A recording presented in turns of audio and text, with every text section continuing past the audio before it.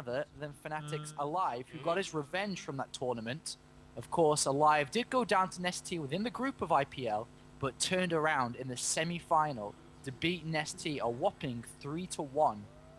There were a lot of claims that Nestea was very fatigued, he was very tired for that semi-final, but nevertheless, the result still stands, and Nestea does lose that. Will he be able to get revenge here on Alive? And well, that's what we're here to find out.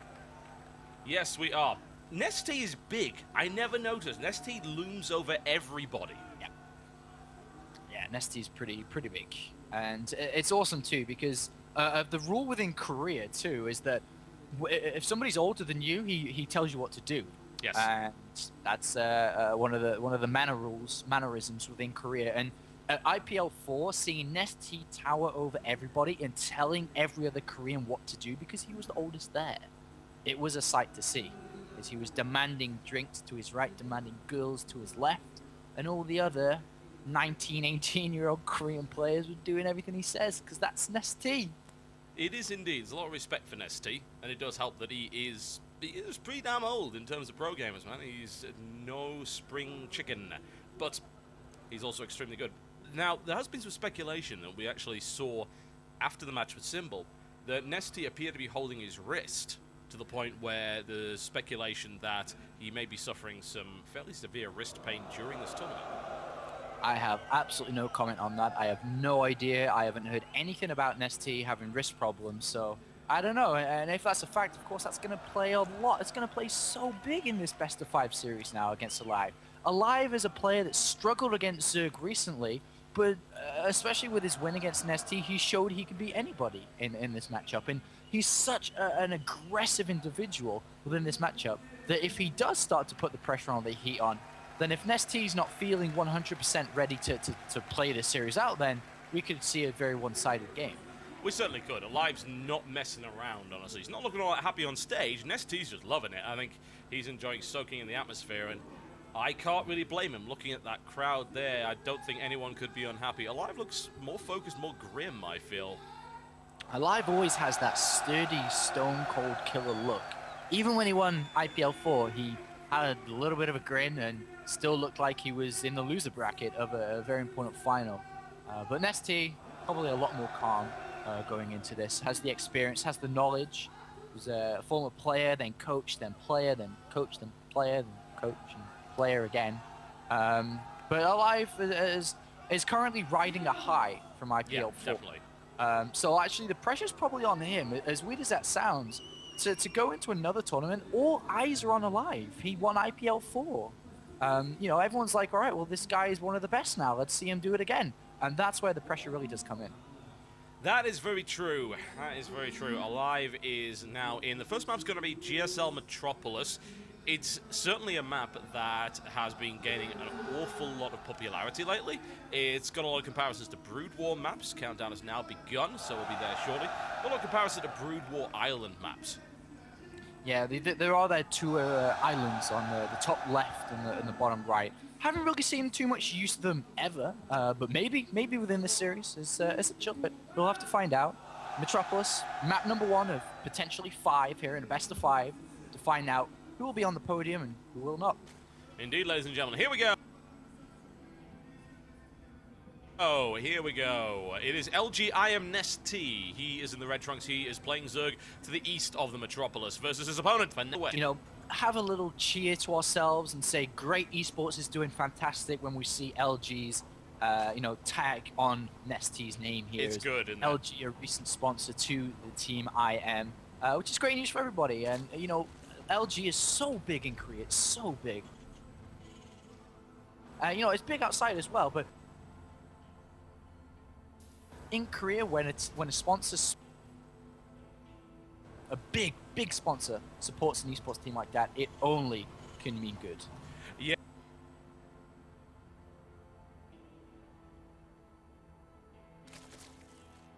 Let's go.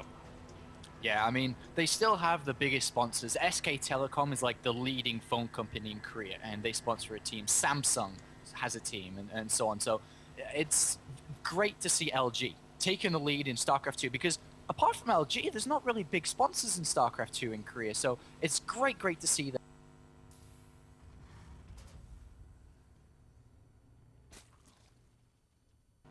Another thing that's pretty awesome to see is Alive has thrown down a bit of a wonky barracks. Gonna hide that information from Nestea. Nestea may feel a little bit pressured, may feel that, oh god, has he gone 2 barracks against me? And we'll have to immediately not cut any corners. That's a possibility. A bit of a love fest going on here. It's okay, I hate everyone, so I'm not going to participate in this. God damn it, Apollo, you're letting the side down. Oh, sorry. I don't know how to do the real one. So I just did that one. I don't give hearts out very often, so I'm sorry. You are insufferable, you know that. Well, so are your pun jokes. That's true, but then again, that's deliberately so. If this is your attempt to get revenge on me, you're not doing well so far. Alright, so it looks like 1 barracks command center coming out from Alive. Pretty normal, I suppose, for this map. It is a pretty big map, to be honest. But the question is, what is Nestea going to do here? Is he going to still go 2 base layers? Is he going to try to grab an earlier 3rd base himself?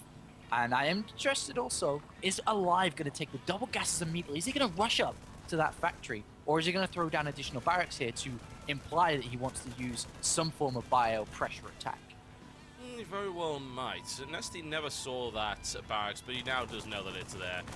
Marine now gunning down his Overlord, unfortunately, but it will get out of there without too much of a problem. Going to get out of there even quicker if that proposed balance change goes through with the increased speed to Overlords. Yeah, I wonder if that will go through. It doesn't really make that much of a difference, though. But every little bit helps, I suppose. The I really sad don't like thing, change, but you know what the really sad thing is? It's really terrible. A Overseer, a normal speed Overseer, and a normal speed Overlord still get outrun by barracks. Barracks. Wow. That's and also, wow, depressing. to say wow a couple of times in a row, is we have 4 barracks put down by Alive. And this is actually great decision making here, because in cross positions, oh god, there's another barracks down. Oh my god, I'm having like deja vu from back in the old days of when this used to be almost normal. Yeah. But going on to this is that it's cross position here. It's great for Nestea because he has, of course, a longer reaction time, but it's also really good for Alive because it's really difficult for Nestea to have any form of scouting. How is he really going to get inside the main base unless he slips up? And this is a great decision here, which may catch Nestea off guard, because at this stage of the game, Zerg isn't meant to have map control. They don't have speedlings. They've got nothing to take Zelnova towers, and all of a sudden, 20 Marines could actually be on Nestea's naturally. They very well could, and the Overlords are not in position to actually see that. Things do start to get a little bit awkward. Alive looking to try and get scouting information. There are no links to start him from doing that. Looking to try and see if there's anything on the 3rd, and I think upon seeing that 3rd hatchery, he may just go for it. Go all the way in. All the way in. Yeah, he actually will, and he does see the hatchery, and the Marines are starting to come 4x4, splitting across the Zelnova towers. I'm interested to see if he'll wait a little bit more, because he has the element of surprise, but he is going to continue anyway with streaming Marines across here, and Nestea has absolutely nothing. He has a Roach Swarm just now started. That will help him out, but not anytime soon. No, it will not, especially with that many Marines coming across, and this aggression could take this 3rd base out. It's going to be hard to deal with, certainly, with that many Marines coming across. That Ling does spot Marines coming in that direction, so Nestea is now aware of what's coming at him. And Marines now moving in, going to take that Overlord out nice and easily. The Queen's most likely going to die too, and Nestea's just got nothing to hold this with. He really doesn't. Well, he's got 16 Lings coming without speed, but as long as the Marines are in good position, hugging the hatchery, the mineral line, whatever, then Lings won't do anything here, Exactly. and I feel that he has to maybe just sack this 3rd base. I think so. If he tries to save it, that will be an error, I feel. He's just going to throw away a lot. He's going to go for it anyway, though, and I'm not rating this, not one little bit. Alive now moving into a nice position here, as you can see, and obliterates these without any issue at all, and is now going to most likely lose a Queen. Yeah, he is. That Queen's got nowhere to run. Off creep, it will die. Scan goes down as well, but the other squad of Marines killing all these creep tumors. Nestea still managing to work well in his 3rd base, and more Lings are about to pop from there. He may actually be able to hold on to that base. Yeah, that would be pretty damn amazing if he did, just throwing Ling after Ling after Ling at it, and it's obviously cost him a lot to hold it, but yeah, holding on to that 3rd base is huge. Alive sacrificed a lot of his economy to make this work, now putting down a CC behind that. Well, Overlord's getting gunned down, which is causing Nestea a hell of a lot of problems, but he's got 5 roaches already building here, so that should shut this down without an issue. Hell, that's a lot of Overlords he loses, but yeah, that's pretty severe supply blocking, but the wonderful thing about Zerg is you can just build 5 more, and here comes the surround. Roaches on the way to clean this up, and this attack is starting to peter out now. Yeah, and the thing is, though, that a counter-attack option was so viable. It may still be viable, but losing 5 overlords like that slows it down. You've got no money left to build any units. That he basically had to rebuild 8 overlords. That's 800 minerals, which could have been 3 hatcheries full worth like 2 waves of links complete. Yeah. And he could have done such a massive counter-attack, and I feel because of that, losing those overlords, he has to build drones rather than, oh god, my opponent doesn't have any tech, let's try and abuse that now. He's only got unstim marines, and I feel Nestea has to continue to drone up rather than try to be aggressive here. Yeah, I mean, what's he going to do? Is he going to jog across this in these very long positions with a bunch of unspeed roaches? No, it's not going to work out, and he can't do the kind of damage that he needs, and just mass marine will beat that down. He's now adding a baneling nest on here, knowing that his opponent is stuck on these unstim marines, but the upgrades are coming in. Plus, in fact, 4 upgrades at once, +1 armor and weapon, stim pack and combat shield here. Alive looking pretty damn strong at the moment, and is now sorting out his 3rd orbital command. Nestea, however, did hold on to that 3rd base, so he's in a pretty good spot as well. Great surround on those units in the center of the map. He actually gets every single... There's about 10 marines kind of flirting with Nestea, and Nestea is not that kind of guy. And no, just got rid of that straight off the map, and he could potentially do a bit of damage here, but with a bunker already set up, a second one coming too, Alive is well prepared for this. He has a lot of barracks and 3 reactors about to finish. He's going to be making, of course, 6 marines at a time, as well as a couple more from the tech labs. But he's got 1-1 about to finish. He can start an armory soon and continue with 2-2. And Alive, I think, is really commanding this game, despite Nestea having that edge in terms of supply. I think that in terms of long-term, Alive is really good here. Yeah, he's solid. He hasn't been attacked at any point. His economy's looking really, really good. And it was all down, as you pointed out earlier, to those issues with the overlords. He couldn't go for this big counter-attack. Now Nestea's going for a big baneling bust through here. I don't rate it. I mean, these bunkers are nicely staggered to deal with that. And if he splits his marines properly, bearing in mind he's going to have stim, he'll have 1-1. I don't know about this. I really don't. If anyone can pull it off, it'll be Nestea, but... I think this is going to work here. There's so many units from Nestea here. Let's see. Let's find out. There's 3 bunkers, though.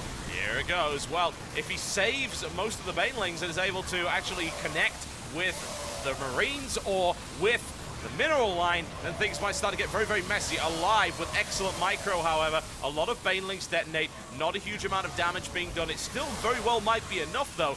Alive does not have a lot of units. These upgrades are not proving to be all that effective, especially with the number of units coming in here from Nestea. And he deals severe damage to Fanatics Alive. More units streaming in. Funnily enough, Alive saved so much of his economy here, and Nestea doesn't have a baneling follow-up here, so I feel that Alive should hold on to this no problem. Yeah, he's going to hold on, but he has taken quite a few losses in terms of SCV. He's lost 19 overall. But Medivacs are about to come out, which can turn the tables here. It makes it easier to split, of course, to heal your units, to pick up and leave if anything gets ugly.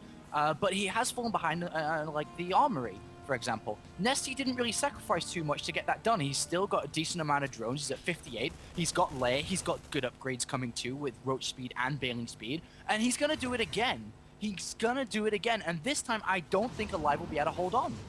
Yeah, with baneling speed, I don't reckon so. A lot of roaches is adding into this mix as well, much more than last time. And Alive getting beaten down pretty hard and being punished for not being able to take out that 3rd base. Nestea even puts his macro hatch there. He is all for that. Looks for the surround, grabs it very, very easily. Those Marines having a terrible day. And this 3rd also potentially vulnerable. In fact, it will be forced to lift right about now as the Lings come in. One tank has just been, well, one tank is out, one tank almost has siege mode too. But here's the big push from Nestea. There is 2 medivacs full of units headed straight for the main base of Nestea, who is already preparing for this. He's seen it with units as well, so he knows this is coming. But Nestea has so many units to break Alive's front door. I think Alive's in a world of trouble. I think Alive's going to die right now.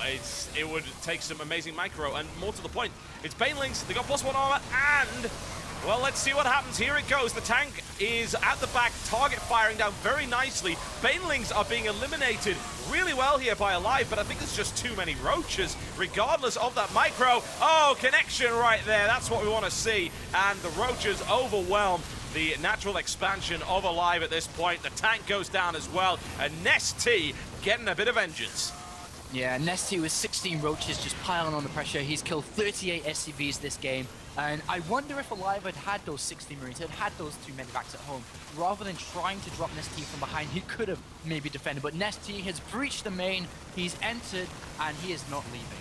Wow, that roach actually can't get out of there. Just struggles its way out of a wonderful little pile of banelings that have been deployed there. SCVs come in. Oh my god, Nestea, it never ends. And this is the death of Alive in this matchup, and there's the GG.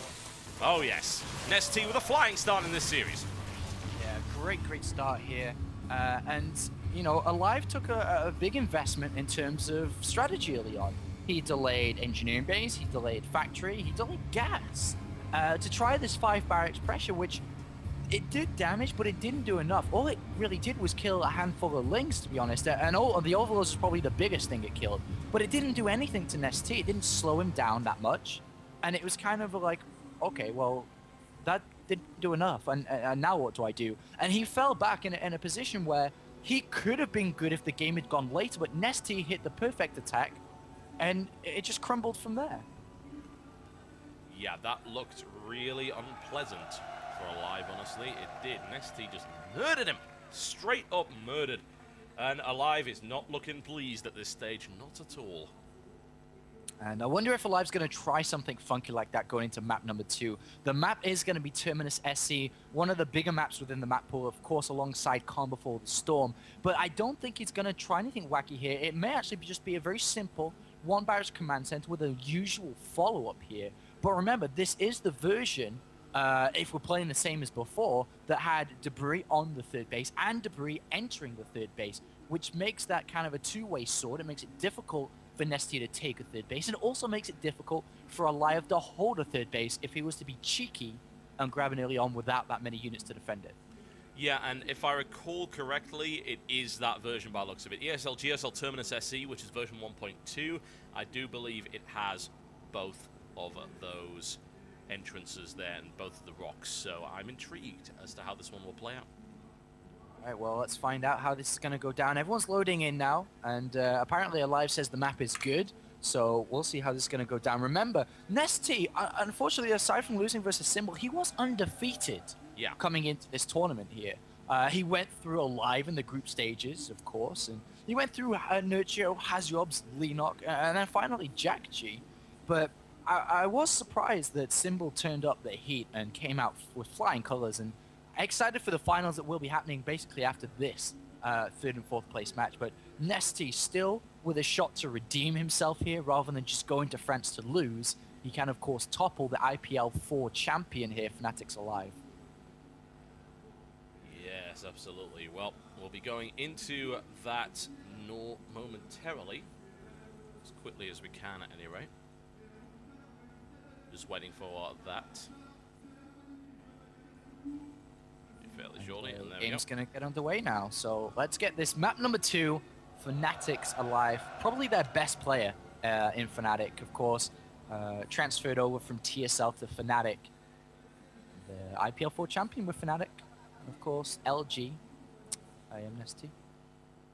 Yes, and here we go. Well, apparently we'll have to switch streams after this because somebody leaked the information of our private stream, which means that that's going to disrupt the tournament. Fun times. Gotta love it. Fnatic's Alive in the Blue Trunks playing Terran to the east of the Terminus versus his opponent. It is LG I am Nestea. You know, if you add any more letters to that name, it's going to get a little bit awkward to say. He is in the Red Trunks playing Zerg to the south. Indeed he is, but these positions, just looking at the map, it is that map with debris on the 3rd and into the 3rd. But I do like these positions for Alive. We'll be expanding away from his opponent, keeping it nice and safe. I wonder if Nestea will play any 2-base layer. This map is definitely favored towards Terran here.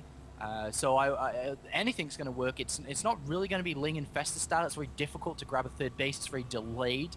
So it may force Nestea to go into a 2-base layer, go into a 2-base Muta style of play. Potentially 2-base Infestor as well. But 2-base something, I feel here. But as long as Alive plays very defensive, very slow, very passive, and not making any mistakes here, and he takes it to the long game, that's where his advantage is going to be. Because once they both occupy the middle, yeah, only one can stay, and that is usually Terran or Protoss against Zerg. Indeed, once again, Alive with the interesting barracks positioning right here. Yeah, it's pretty funky. It allows for a potential 2-racked aggression, not heavily committed. As if you think about, if he was to go to a command center after, all he has to do is lift up a little bit and then put down. But Nestea with a drone really early here. Very and early. Actually, yeah, really early. And that's going to force a non-second barracks to come down here. So I think the plan was initially 2 barracks, but because of that drone being there, if he threw a barracks down, of course he has nothing to repel the drone. So just a 1 barracks expansion going to follow this by Alive. Yeah, an interesting decision there to go spawning pool after that as well. I mean, what is the purpose of that, really? Surely if you had prevented that 2 racks, you would just go for the hatchery. Just in case there's another proxy barracks closer. And then he's going to get out the initial lings here and push it back immediately. So whatever Alive tries to do here, it won't work. And he is going to scout on a good time. Nestea can, at the same time, still build 6 lings here. And then just go straight to the main base of Alive, and if he picks up the barracks, could do damage here too. 2 lings are being constructed. He is supply blocked for a few seconds now, and if he builds another set of lings, okay, he's going to build drones. So he's not going to continue through with this, just 2 lings, and he knows that it's not really going to do anything, so it's okay. Yep, not overly concerned, and this gives Alive just a nice little edge. His time is good on his command center. He's looking stable. He's not really under any great threat at this stage. Alive is just scouting up the ramp here. Managed to sneak in there. He's hiding that SCV, actually, which is quite useful. He's going to go to try and dart into the main. Should be able to get it. Another couple of racks coming up from him as well. Yeah, that's interesting that he's throwing extra racks. And Nestea can see that double gas hasn't been taken. So Nestea already knows that barracks or a 3rd command center has come down already here. So Nestea, just by a single overlord, sees that the gas hasn't been taken and can already piece together what Alive's trying to do. And this may force Nestea to grab gas very shortly here. Probably double gas to rush immediately into speed, and potentially a Baneling Nest as well, just to be sure. And we are seeing the same style from Alive again. 5 barracks in total. Interesting that you try the same thing again. I have to wonder if he's refined that build since then, especially knowing that his opponent won't go for an early 3rd on this map, because you really can't, unless he's going to hide it somewhere. You can't take that 3rd so quickly because of the debris. Yeah, this is interesting, and Nestea grabs double gases right now at 525. He has a Spine Crawler too, and a 3rd Queen coming, and he still sees no gas in the main base here. So he should kind of know what's coming on. And with double gases being taken, he's currently at 20, well, about to be at 30 drones now. He should be absolutely fine, to be honest, with even though it's coming and it's going to be quite heavy pressure. With the Spine Crawl and additional Queens, he has more than enough time to actually build links to hold this back. Yeah, it's a nice area to defend as well. I mean, it's quite a narrow choke point, gets a little bit awkward. So I'm not really sure what Alive is actually thinking of here, unless he... I just wonder if he goes all in with it, but he's not going to do that. He's going to mine down at the bottom here. Roach Warren now coming up for Nestea at a fairly appropriate timing. 13 Marines. Not going up against any kind of units yet, but as soon as Alive sees this as soon as Nestea sees this going, which, funnily enough, he actually won't. This Ling will spot it more than halfway across the map, potentially. Sees an SCV coming in, is able to pick that off nice and easy. Now knows the pressure's coming. Builds more drones, which...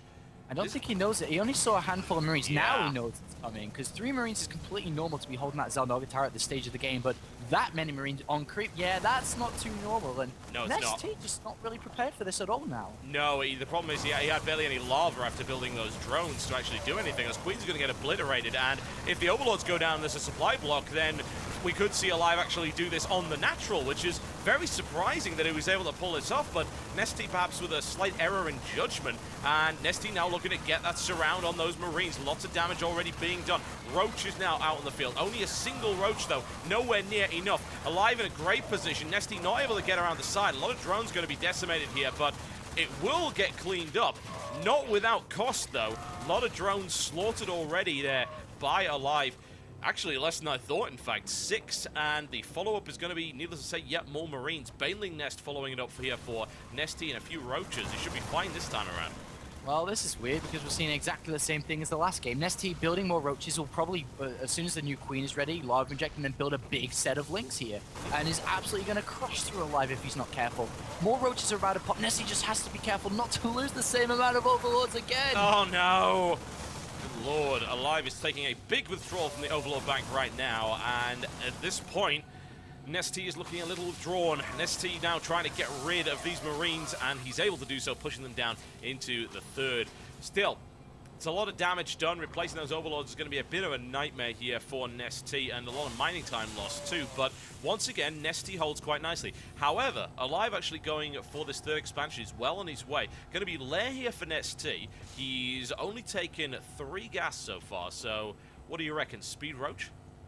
I don't know. I think he'll just tech up to either Spy or Infestor. It'll be a bit weird if he tries to play out on the low tech for this long, especially because his opponent is flying ahead in terms of economy and upgrades. And Alive already building 6 bunkers here. He saw that the debris wasn't knocked down by Nestea's base. He knows that a potential counterattack is available here. So he's well ready for this. And he's got to be careful, though. The destructible debris is still there. You know, Nestea can just go around the back. But Alive is a lot more prepared for any form of aggression, unlike the previous game. Indeed, now with the 4th gas taken, more than likely we're going to see a Spire coming out momentarily, or an Infestation bit. Let's find out one way or the other. Spire would be a good choice, certainly, especially considering the positions here. Nestea now just moving back to make sure there's nothing threatening this area. He's also trying to knock down the rocks and finally take the third. Going Baneling speed again, actually, and he is going Speed Roach. Yeah, I wonder if he's gonna. Well, he needs to throw down the Infestation pit soon. He's got to get rid of the gas. But look how difficult it is for Nestea to kind of play an economic game here. He's got to destroy the debris, and then if he takes his 3rd base, Alive's already got his 3rd. Where does Nestea take a 4th? And the questions keep on going. A Changeling does make its way into into Alive's base, but does get picked off immediately there. But the production is about to go crazy for Alive, especially with 1-1 on the way and Armory soon to follow this, and double factories already. It's getting a little bit out of control. And, Nestea's not actually going to expand. He's just going to try and bust this through. The thing is that his opponent is well prepared for that this time around, unless he does something silly like salvages all of these bunkers. Alive's got 4 bunkers set up. He's got a lot of units. He is prepared for this. But I suppose it's kind of a mind game, really. Can he do it, though? It looks so doubtful, doesn't it? He hasn't got combat shields, but he's got 10 Marines making every cycle here, and he's got 5 bunkers again. He's got 1 on the higher ground. He's pulling SCVs. He's got 1 on the low ground. He already knows it's coming because he's seized with a Marine. Roaches and a Baneling morphing. This time around, I think Alive's going to be absolutely fine, especially with 1-1 finishing here. Yeah, this is an interesting decision here. He's going to strike just before the 1-1 finishes, which will be beneficial. Never underestimate Nestea's Banelings. He goes for it. First bunker taken down. Other bunkers now being evacuated. Great target fire here by Alive. The Banelings don't connect. The second wave streams in, and that is a good hit right there. The mineral line is obliterated. Does Nestea have the follow-up, however? The Roaches now get surrounded, gunned down without mercy. The Marauders cutting their way through there, and as you predicted, he is absolutely fine. Nestea not able to do enough damage there. And now the Medivacs will be coming out, and they will be important in this game. As long as he doesn't pick up his whole army and drop Nestea again, or something along those lines like he did last time, he's absolutely fine here. Nestea trying to go for a weak attempt. And a Marine, a brave Marine, does see all the Banelings morph once again. Does die for his information gathered. But there's 4 bunkers here, spread out so well.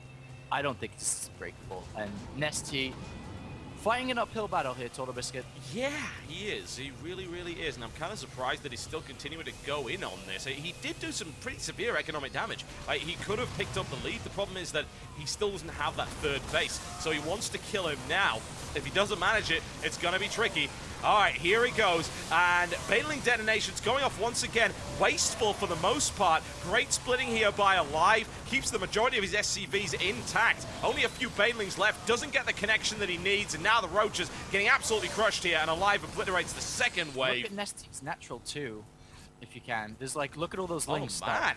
That's awkward. It's just not working out for Nestea. He's got 14, 15 links there stuck. He finally moves them. The push, the follow-up push from Alive is game ending now. With 1-1, with Stim, with Medivacs out, this won't work. And Alive, look at that, already preemptively setting his units and spreading them out. And Nestea.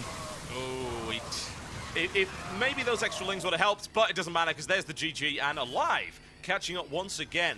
Interestingly, trying the same strategy. Nestea also trying the same strategy. Some weird mind gaming going on between these two, honestly, and I have to wonder if that's what Alive wanted to happen, baiting the same response from Nestea, but being far more prepared for it this time. Yeah, he was. And, you know, the series is now tied up, but Nestea dedicating to that from the start, the get-go. You know, as soon as he didn't take that third base, and even before, you know, as soon as that Marine push come in, Nestea was like, all right, well, this kid's going to do it again. I'm going to crush him again. And, you know, he tried it, but it didn't work. And Alive was well prepared, well set up this time around. And, well, he can't fool Alive twice. No, you can't. Well, we're going to have to cut our stream, folks, and switch to a different channel, unfortunately, because it looks like our... Well, what we're doing is we're streaming to what's supposed to be a private channel so that the guys over at the Ironsquid event can restream without any latency. The problem is now people have found it somehow, and they're causing lag on the stream. So we're going to hop over to a different channel, and we'll be right back, hopefully, with Game 3 of Alive vs. Nestea very shortly.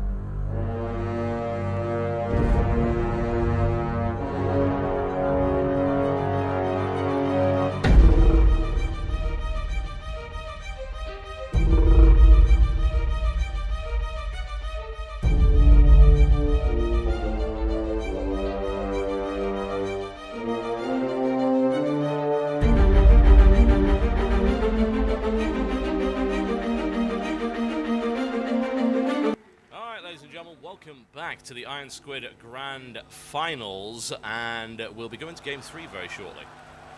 Yes, we will. The map is going to be dual site. Another great map here for Nestea. Like the first one. The second one, not so much. Terminus favored towards Terran, and even though Nestea currently drawed up, I'm pretty sure he's content with the series so far. He can be like, all right, well, Game 1, I kind of crushed face. In Map 2, I'm not going to win against a good Terran player on there. So going into map number 3 now, I'm sure he's very happy and sure that he has eyes on that third place finish. Alive, this will be a difficult map for him. Very small, lots of counterattacks. He's going to have to be so strict, so tight on his defensive if Nestea tries anything aggressive. Yes, indeed he is. Well, we'll see how this one goes. Looking forward to it one way or the other. I don't expect to see the same builds one way or the other, though, because I think we've thoroughly exhausted what 5 racks can actually do there. Yeah. He won't go 5 racks. It's not the right map If he for it, went anyway. 5 racks, I would... I gotta be careful what I'm about to say. What would I do? I'm like thinking of options. What would I do? I don't know. Would you dance? I'd dance a lot already. That's a grave threat. I don't know, man. I do something crazy at the next live event I go to, but you can't do 5 racks. It doesn't make any sense. The build doesn't work. The strategy is a surprise tactic, and it's not going to happen 3 times in a row. I swear to God, he won't do that. Which is exactly why it will happen 3 times in a row. And I'm going to stop casting StarCraft 2. I'm going to leave the scene. I'm going to disappear. I'm going to go cast LoL. That's easy. I'm doing that. That's no problem. Anyone can do that. Yeah, they actually can't. Casting LoL is really hard. Here we go, ladies and gentlemen. LG Nestea is in the blue trunks, playing Zerg to the west of the dual side versus his opponent. It is Fnax Alive. He is in the red trunks, playing Terran to the east. And this is a best of 5 here. Currently 1-1 between these two guys. The final, the overall final between MMA and Symbol will be a best of 7. 7 maps out of 9 used in the grand finals here. Nestea on this map has to be very careful if he's going to go gasless, because on this map, you actually do see Refinery first sometimes to get the faster factory, to get the faster reactor Hellions out, because the natural is actually incredibly difficult to hold from Hellions. Yeah. There's a lot of maneuverability for them. They can get in so many different angles, and you can't just defend with a Queen and Spinecrawler here. So I wouldn't be surprised if Nestea, after Hatchery first, grabbed a pretty damn fast extractor to get speed for his Zerglings out to try to hold this back. Certainly a possibility. Well, there may be 5 racks, Apollo. It might happen. Like I said, man, I'll go cast low. I'll give up. I'll give up. Do you need we a do low have a casting barracks partner? now. Apparently that's where all the money is now. I need one. We can do it, man. Yeah, we can do it. Let's do it. Let's go cast low. Anyway, as you were saying, barracks is down.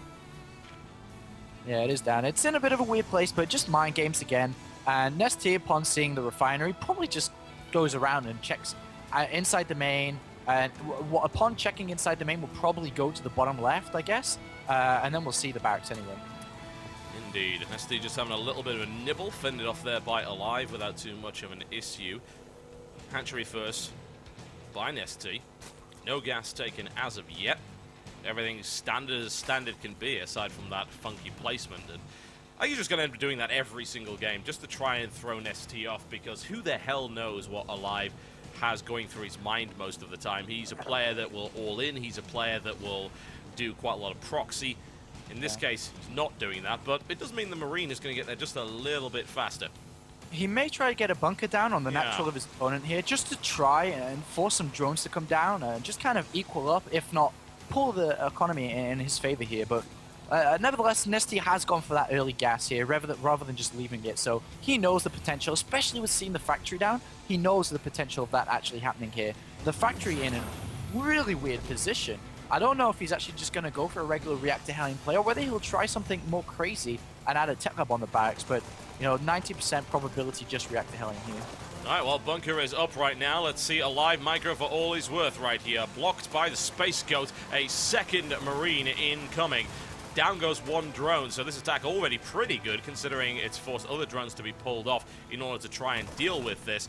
Working on that bunker, and it's looking like that bunker might end up going up, and even if it doesn't, that's a lot of damage.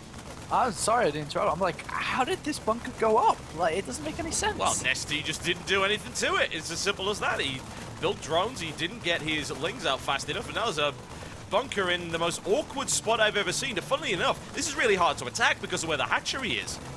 Yeah, and he's going to have to get surface air from the right-hand side, which he set up 6 lings, and also on the left here. He's also preventing more Marines coming.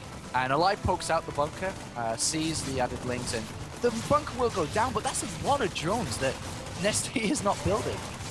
Kind of surprised he decided to salvage it so quickly. He could have done more damage there, maybe killed a few lings before he went for the salvage, but hey, yeah, it did its job. Certainly did its job without question, and now we've got Reactor Hellion. I'm still trying to figure out what the hell's up with the positioning of it, honestly. Why would you put the factory there? I mean, really?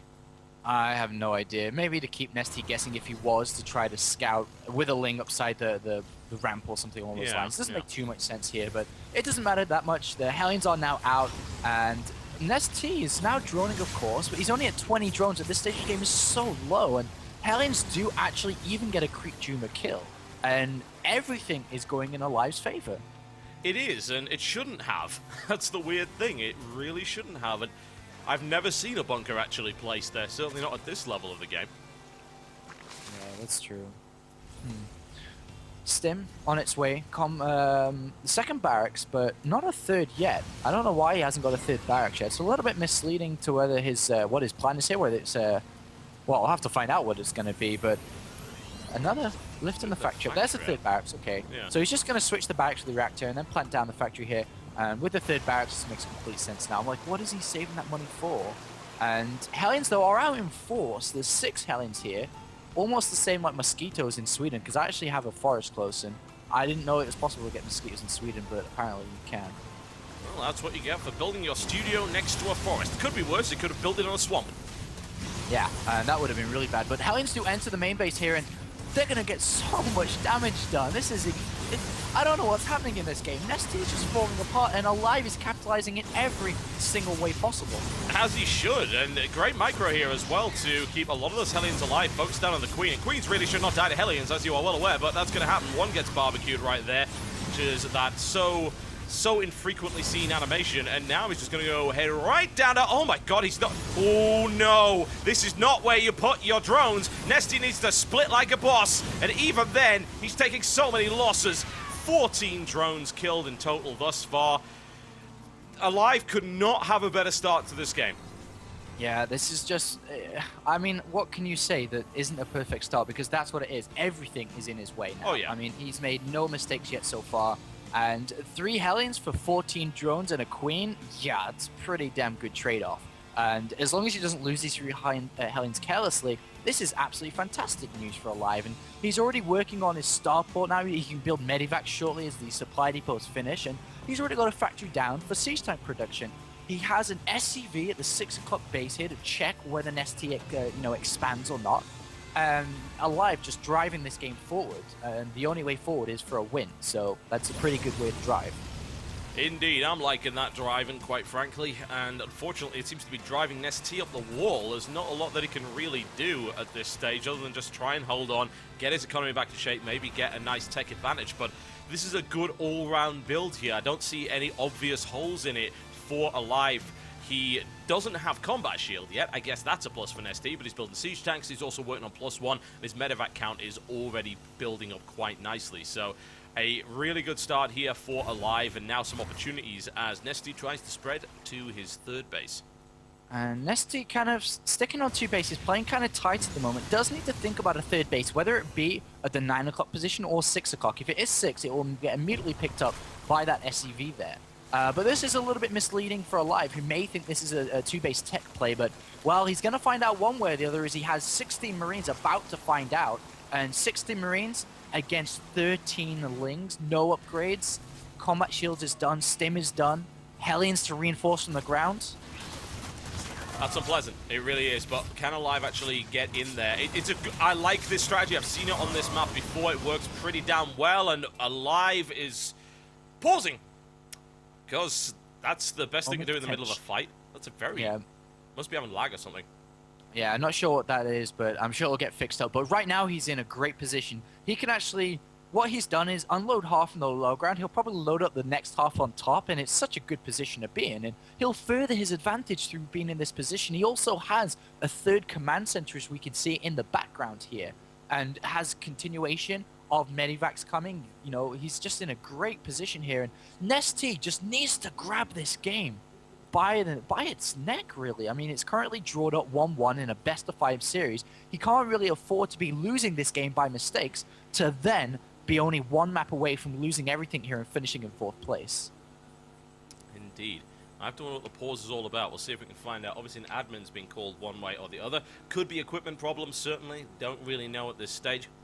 But whatever the case, Alive is certainly in the lead, and Nestea's by no means out of it yet, but it's looking difficult. He's going to have to get a decisive win in an engagement, get his map control back, because he certainly doesn't have it right now. Yeah, he basically right now, Nestea, the only advantage that he can play onto now, and I don't even think it's a strong advantage, is that he does have 1-1 soon to finish, but +1 attack is on its way anyway. The drone count, by the way, is 39 drones. It's so low. It's really, really low. It's basically, it's saturated on minerals, but he doesn't have a sick gas income. Even though gas income isn't that important to Nestea right now, it will be shortly, because the layer is halfway being done. He has to get the infestation, he needs banelings out eventually.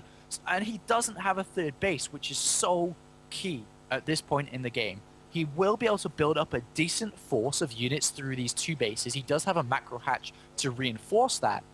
But as long as Alive doesn't walk on ice anytime soon, then as long as he just, messes around with his drop is absolutely fine and sits behind a wall of siege tanks and with his upgrades and marine counts, there's not really any options for Nestea to fall back on. Indeed. Well, whatever the complaint is, looking at the camera that we've seen inside the booth, it seems to be fairly major, enough to take his headphones off. Now back on again. Is he ready to go? I guess we're about to find out in a few seconds' time. Yeah, that's very, very true. I mean, I don't think it's an equipment mistake, like mouse and keyboard, because he was controlling his medivacs quite fine there as we were watching. So I'm not sure what it was, but he is ready to go. Is Nestea is the question. Nestea is. So let's get this game underway. Nestea is always ready to go. That's just the perpetual state of Nestea.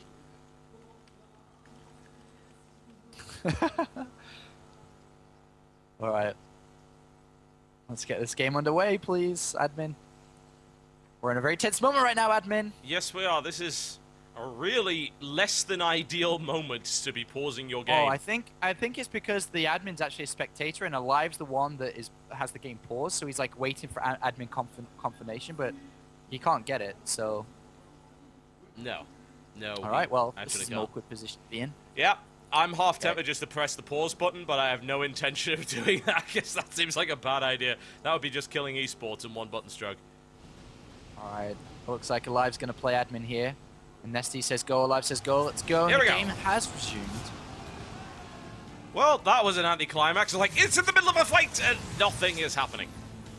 Yeah, nothing's happening. 18 more lings on the way, so he will actually have enough to deal with this. That's going to put him at about 50 lings overall, which is pretty damn good to push this back. So Alive has to be careful, but he has the retreat option, which is the best option to have right now. Yep, and oh, Nestea going for it. 6th round. And Live is forced all the way back onto that one. That was nice. Nice. Leia has finished, but what is Nestea going to do? He grabs the gases on the natural, the infestation pit goes down. Where's he going to expand? He has to expand. I cannot stress how important it is to expand right now, and he's not expanding. And Alive is sitting behind a wall. He sees there's no expansion from Nestea, and this is very weird.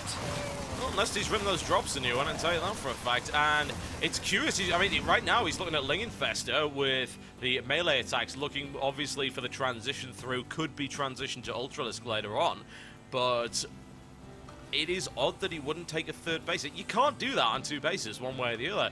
What is he thinking? There's another creep tumor down there. He's spreading in that direction, but he's also got the option to create a base up here. There's the pathogen glands upgrade, so it's not just for a straight tech to hive. 2-base hive, yeah, that'll be a brand new strategy there from Nestea. Supply count heavily in favor of Alive. I'm not sure what he's up to. Yeah, Nestea does finally throw that down. He just kind of, because he was kind of limited on resources, he just had to spend all the money he had on drones and then could finally grab that 5th base. Does have 2 upgrades, which is an advantage he can hold on to, as Alive is only at +1. Yep. 1-0 that is, with attack upgrades. And Alive right now, though, is about to take his 3rd base. Nestea has a big window. If he hits with when +2 finishes against Alive's lack of upgrades here, which has just been thrown down the 2nd engine AMV armory, he could do significant damage, especially because the tanks aren't defending the 3rd base here. There's only a bunker and a handful of Marines.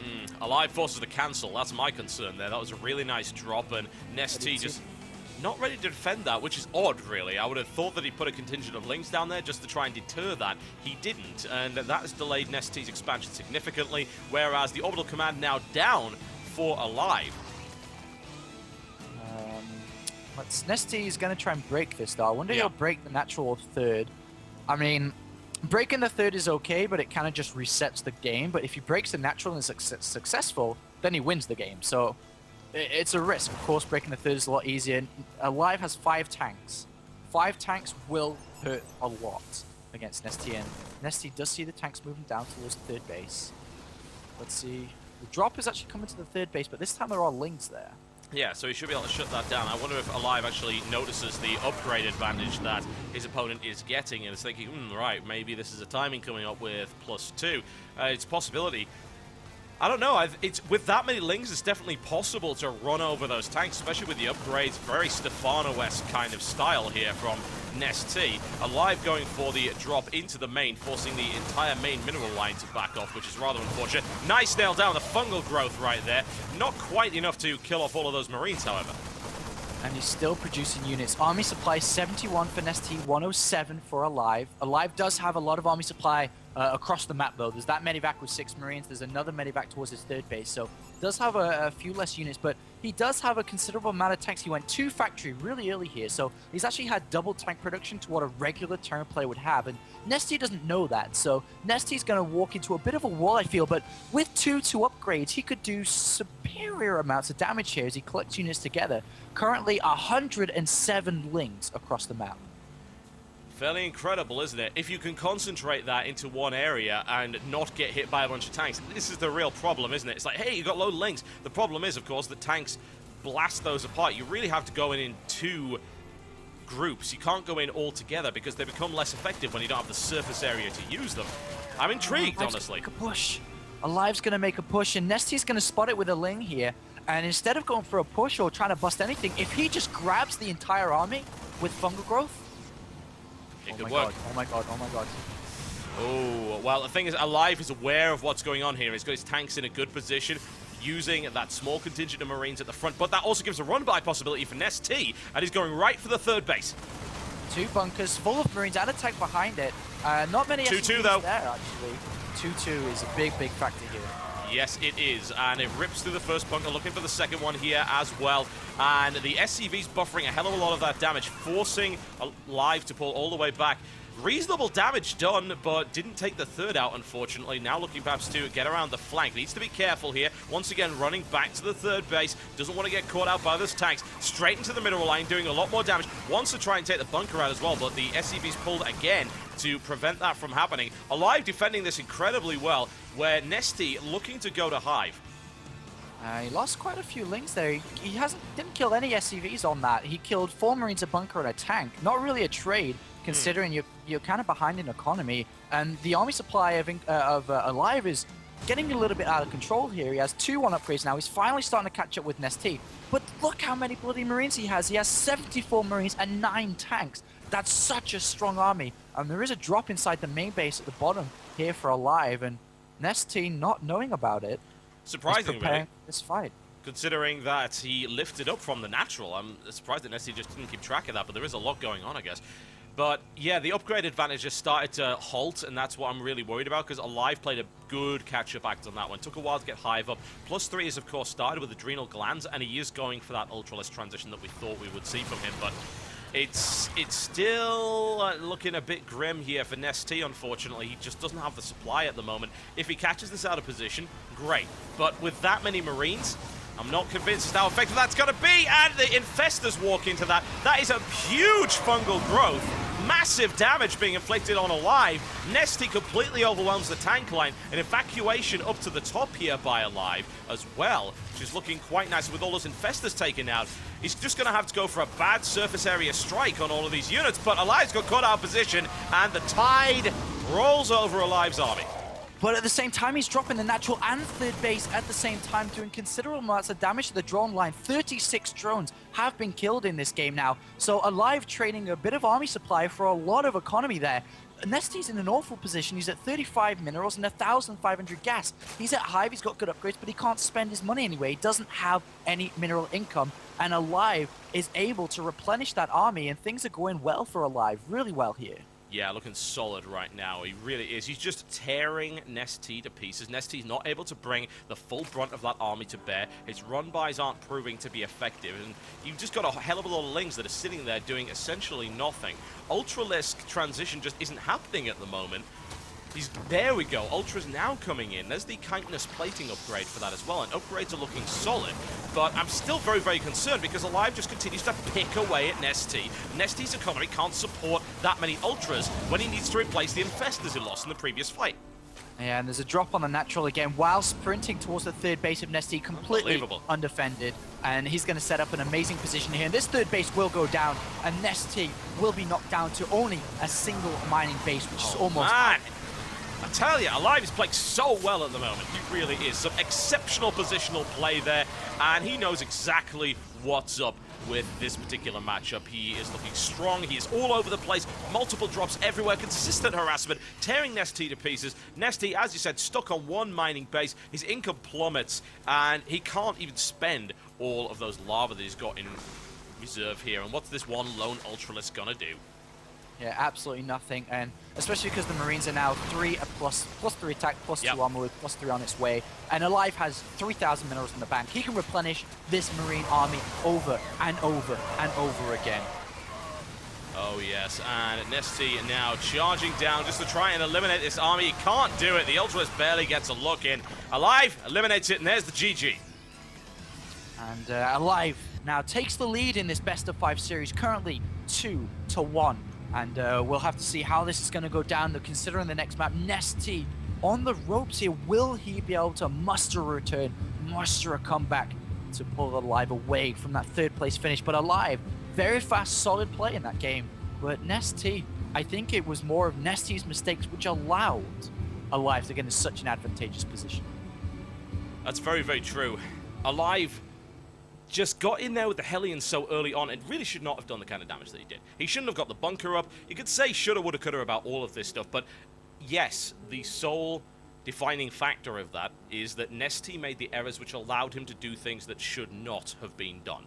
It looked like luck, really, but it's not. It's Nestea not being able to prevent him from really nasty exploitative position with his bunker. Getting in there with that many Hellions, again, should never have happened. So there you go. Nestea was fighting from lower ground the entire way through that after making those 2 mistakes. And the next map is going to be Cloud Kingdom. Alive almost on the verge of repeating the same result from IPL 4 semi-final when he played Nestea again. And we'll have to see how this one's going to go down. Cloud Kingdom can be pretty much open for both of these guys, depending on what they want to do here. A lot of run-bys available for Zerg. But more importantly, it's all the 3rd base, anything along those lines, depending on how Alive wants to go into this last game. Whether it be a more passive, more macro economy-focused style, or if it is the crazy, gung-ho approach of relentless aggression time after time. Very good question. We'll be back rather shortly, folks. Just waiting on the next game to come up. Yeah, Cloud Kingdom. Nestea.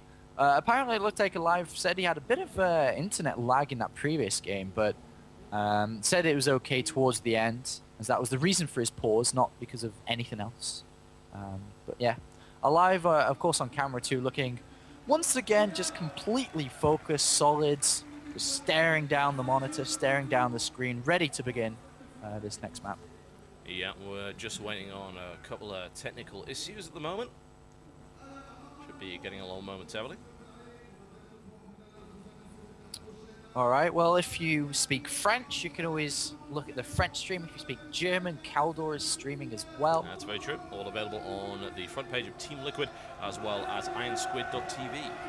And the grand finals will be happening this evening as well, not so long away. I think the schedule said that the grand finals was meant to begin at 8 o'clock, which is 30 minutes from now. So things are looking pretty damn good. We may even go directly into the grand finals with low amounts of downtime, depending on how this series, goes on. Is it long? Is it fast? Is Alive wins? Nestea pull a comeback? That's what we are here to show you and help you with. We are, yes. We will assist you in determining the winner of this matchup if you couldn't actually figure it out. But Alive just played a really solid game there, honestly, and Nestea just didn't seem to be able to deal with it, which is, it's curious, really. He made some uncharacteristic errors. I have to wonder what's going through his mind at the moment. But Alive is exceptionally good. He's not tussling with anyone less than the best. Absolutely, and it looks like both these guys are ready, so the game will start on ESV Cloud Kingdom. A map that's pretty much used on every single tournament globally within StarCraft 2. We've seen a lot of games, and to be honest, the balance between the races here, Terran versus Zerg on this map, is relatively equal, which is a great stat for quite a new map, to be honest. Yeah, that's very, very true. Cloud Kingdom, nice popular map, most purple map of the map pool, very, very important. And here we go. Ladies and gentlemen, it's my pleasure to bring you Fanatics Alive. He is in the blue trunks. He is playing Terran to the southwest of the Cloud Kingdom versus his opponent. It is the one and only LG. I am Nestea. Like, I was going for I, and then I realized L, and I created a new letter. It was very, very special. It's like, LG, I am Nestea. He is in the red trunks. He is playing Terran to the northeast. And I couldn't remember the percentage of how close it was, but there's just a 1% difference between Terran and Zergs over a 200-game sample, which is pretty close here. So very balanced map, according to stats here for both of these guys going into it. And we do have Alive wanting to all in, Don't really, it's kind of normal to wall in within this matchup, especially because eventually there will be run buys in this game. Yeah. No doubt about it. There'll be, run buys, especially if Nestea is playing. So you always want to have that 3 supply depot wall off in your main base, and then another wall in on your natural, and then probably one again later on towards your third base. But Nestea 1 map away again from being knocked down, or not really knocked down, but pegged as 4th place in this tournament, which I'm sure were not his expectations going into this tournament. I think that was anyone's expectation, honestly, seeing that happen, seeing him lose the symbol. I tell you, when we were going into this, when I saw the set, I was like, okay, TvT and a ZvZ, right, guarantees TvZ final. Great. That's a cool idea, but my god, do I feel sorry for Symbol in that matchup, because it's Zerg versus Zerg against Nestea, best in the world in that, and, well, he turned that around quite nicely. Indeed he did. We do have, of course, just a very standard opening by both these players, just using the standard build. And when I mean standard, I mean the build that is pretty much used on a regular basis within ladder. There's no really mind games coming in here. And it's just kind of the go-to build within these matchups. It's going to be the Barracks Refinery into the Reactor Hellion opening. And then, of course, Nestea just going for a very regular hatchery first here. But on this map, I am intrigued to see, aside from the regular opening, and no, it's actually not going to be. Unusual. Yeah, very unusual. I don't really like Reaper builds that often, because it's very easy to ward the Reaper away just with Queens, and it feels that the investment of going for that can sometimes hurt you, depending on if your opponent does take gas or not, because it enables a very easy counter-attack with just simple speedlings.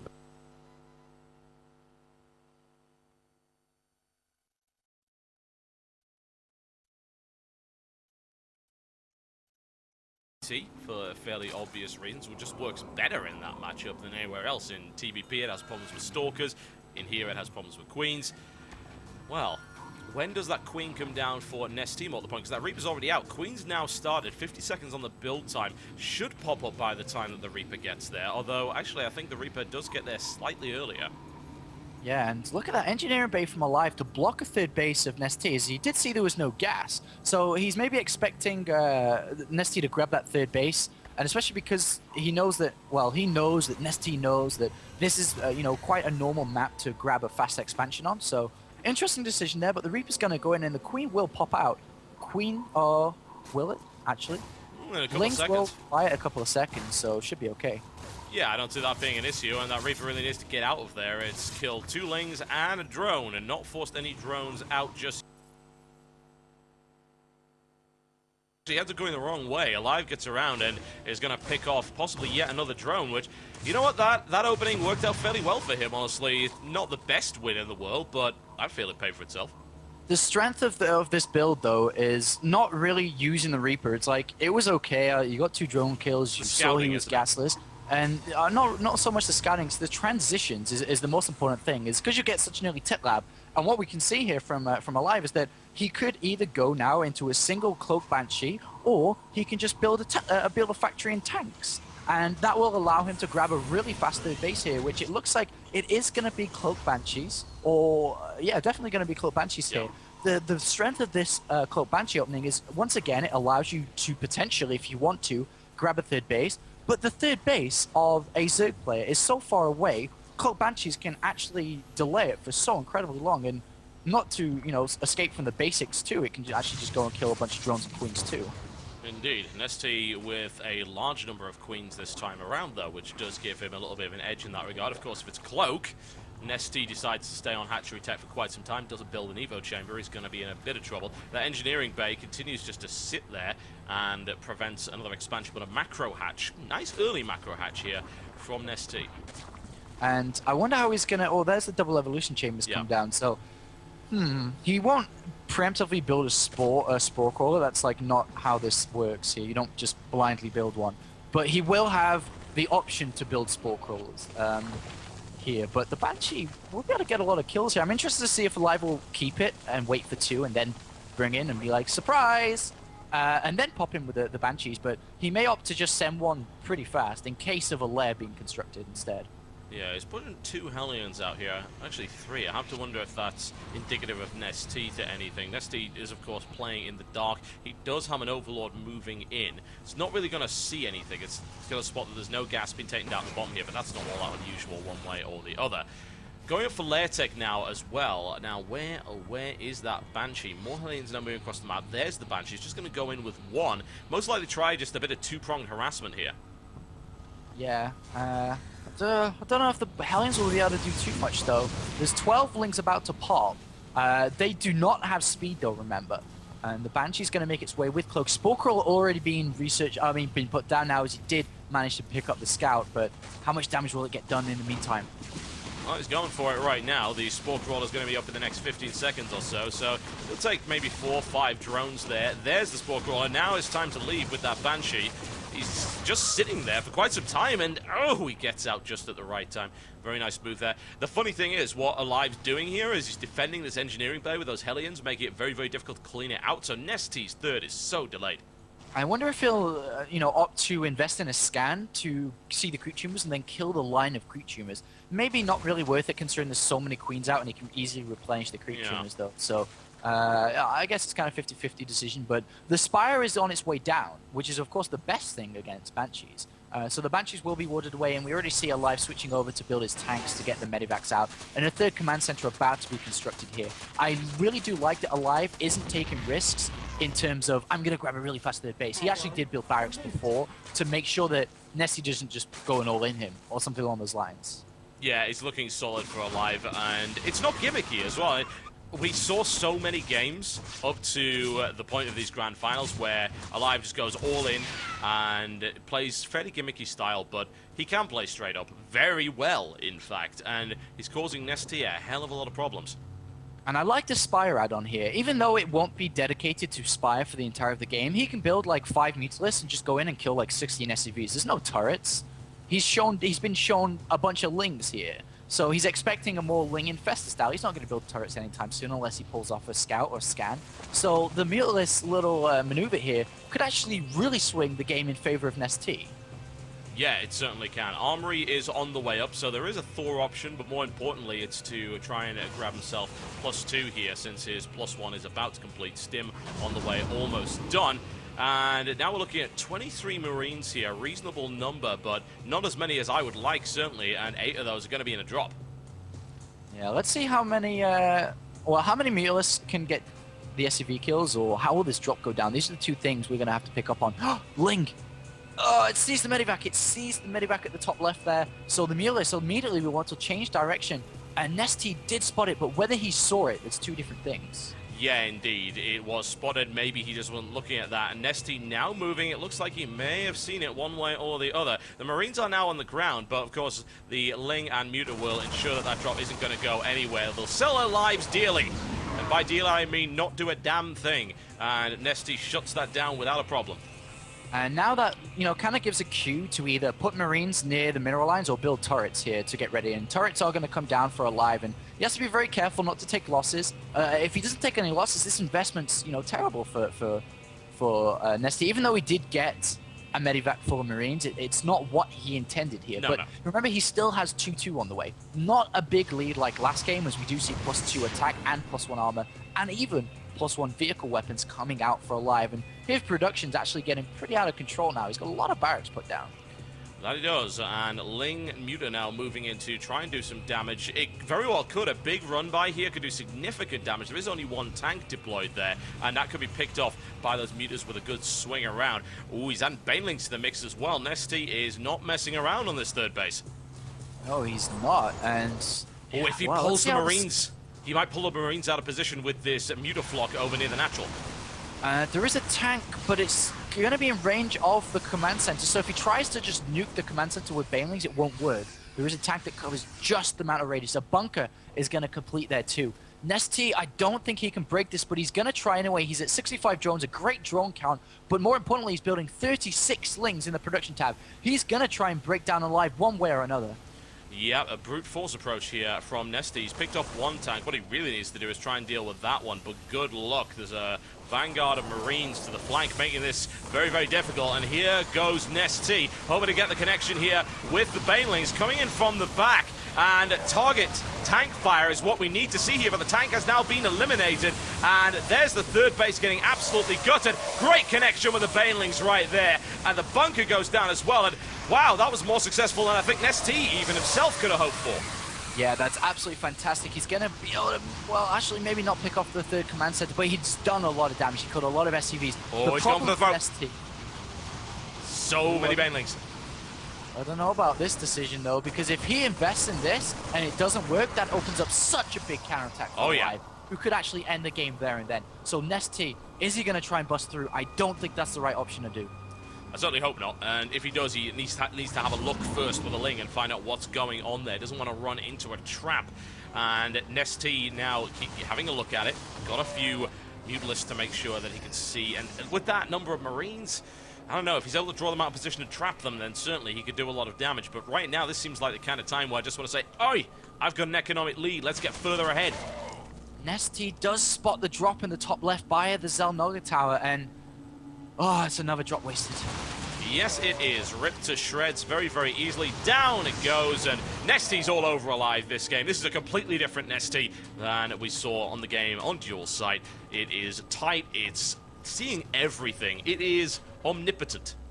Absolutely it is, and the third base is going to go down now for Alive. Once again, a Ling will delay it a little bit, but Nestea can actually gear up to take another engagement soon. He's got 13, about to be 17 Mutalisks. He's got a lot of Lings, pretty well upgraded at 2-2 now as well, but the upgrades for the Marines are starting to catch up. They do have +3 and +2 armor coming in, so right now, Alive has to play defensive. He has to keep and establish this third base without taking any significant losses, but here's the twist in that kind of game, is that there is a hive being constructed. That is the ticking bomb for Alive. Sure, he can play defensive now, but if he plays overly defensive, then the Greatest Spire can come down, Ultras can come down, and then he's not going to be prepared for that kind of tech.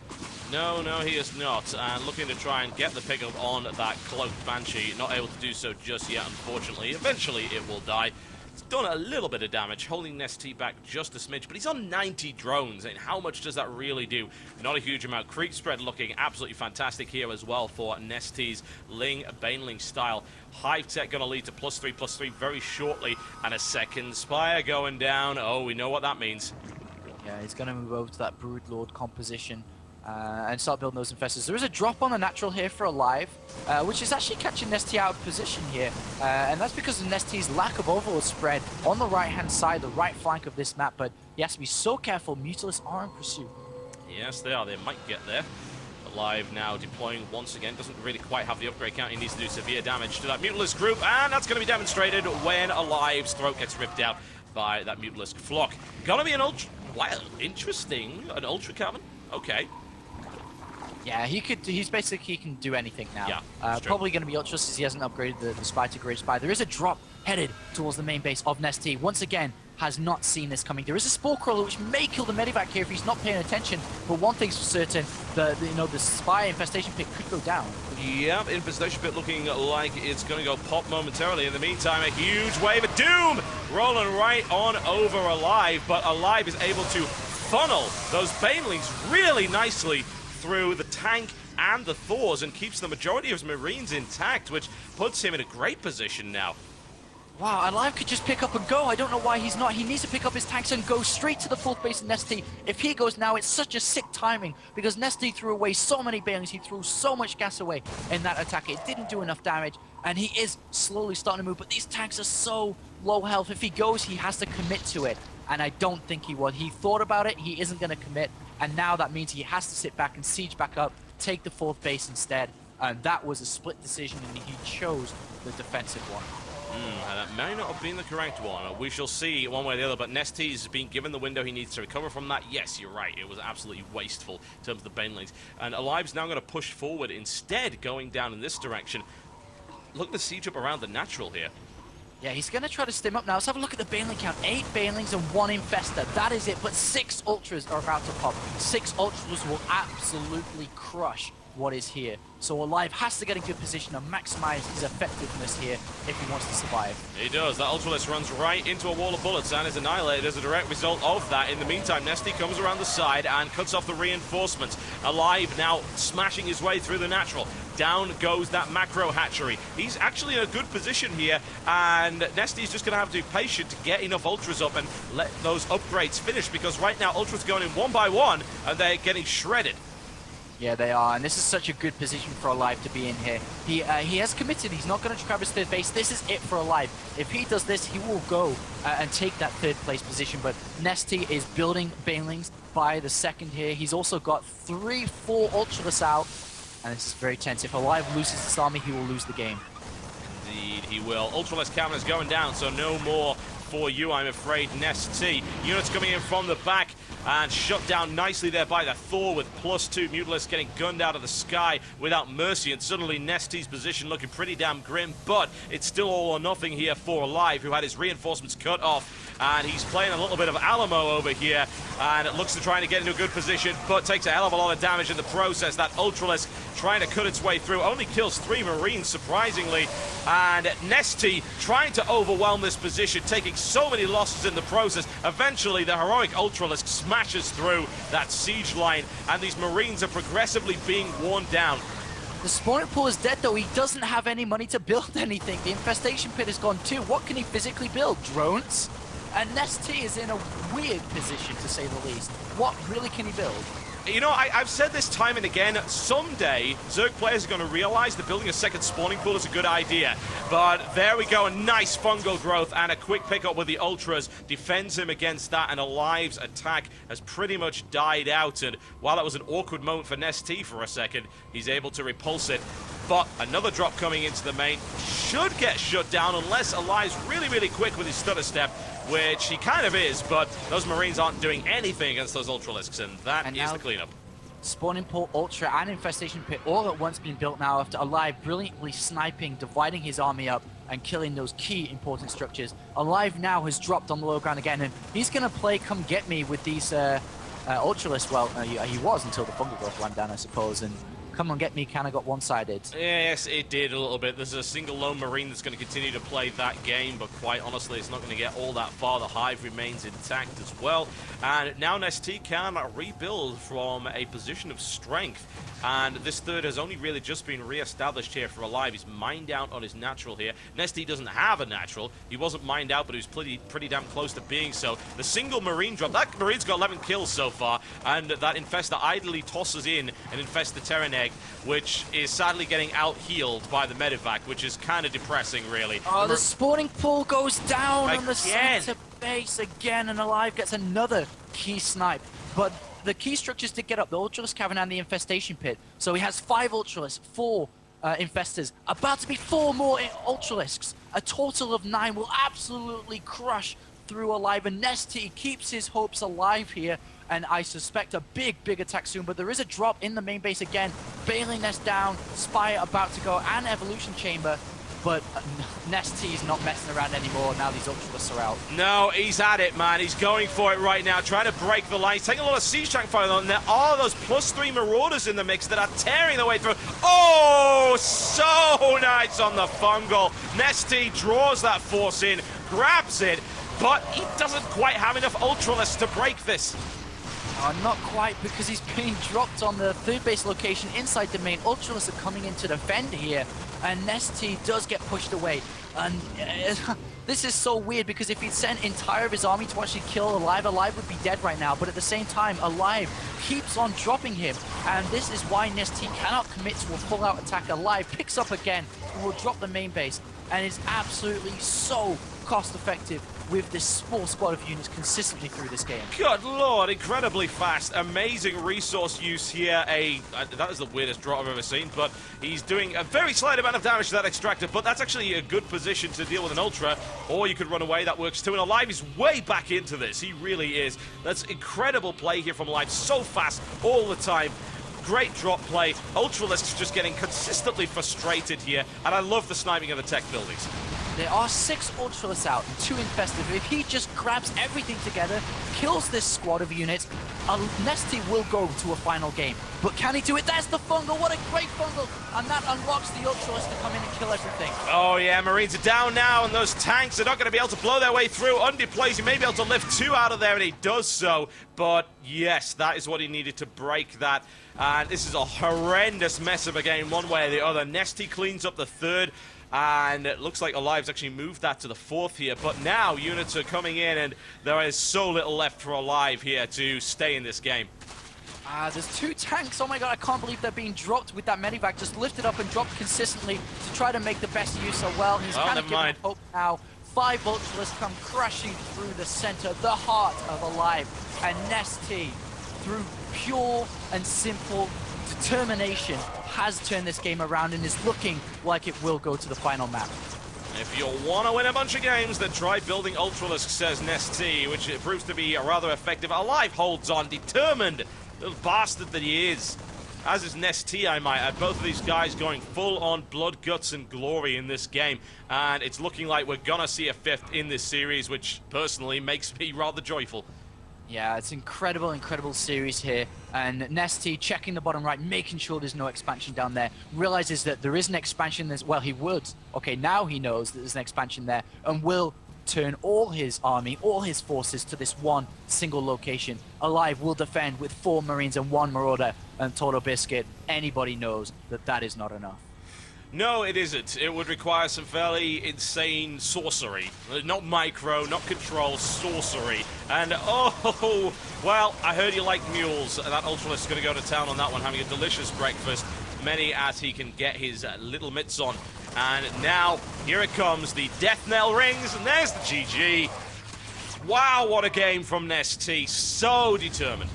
Oh, what a miraculous win by Nestea. He was on the verge of leaving the tournament in 4th place, basically last place if we think about this as a separate tournament, and he manages to pull back. What a great, great display of courage in that game by Nestea, who draws this series up. And well, we are going to that final map, and wow, am I excited to cast that last game. Oh man. This is not a calm tournament, Apollo. This is a stressful tournament. It's an exciting tournament. And yeah, what a crazy series. Great series.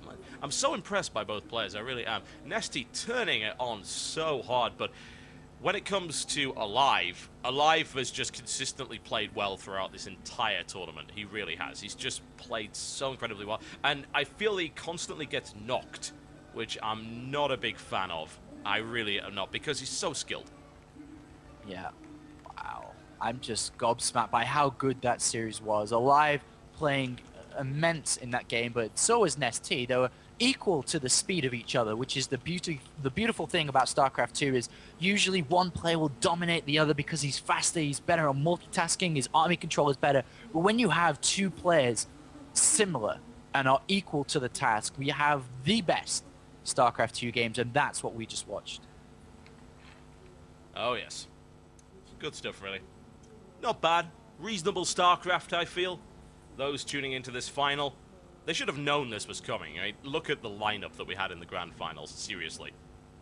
Yeah, that was crazy, and I'm super excited to know what the next map is. I'm eagerly awaiting the admin to actually make the game and let me know what map it is. Because, I mean, we could be, Calm Before the Storm? It could be anything here. I hope it's something, you know, exciting like Daybreak, Antigua, Tal'Darim, even Tal'Darim.